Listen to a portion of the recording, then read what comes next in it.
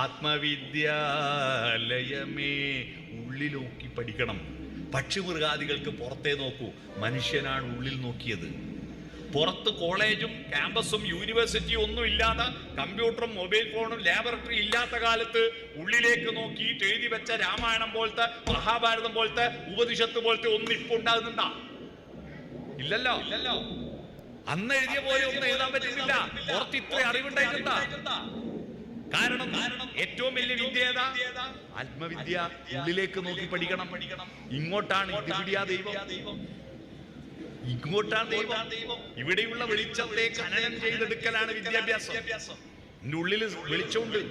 ആ വെളിച്ചം വർദ്ധിപ്പിക്കാൻ വേണ്ടിയിട്ടാണ് അമ്പലത്തിലും മഠത്തിലും പോയിട്ട് തൊഴുന്നത്. എന്തിനാ? തൊഴുമ്പോ നട തുറക്കാൻ കാത്തു നിൽക്കുന്നില്ല അമ്പലത്തിൽ. നട തുറക്കാൻ എന്തിനാ കാത്തു നിൽക്കുന്നത്? എനിക്ക് മനസ്സിലായില്ല. കാരണം ദൈവം എല്ലായിടത്തും ഉണ്ടല്ലോ. എല്ലായിടത്തും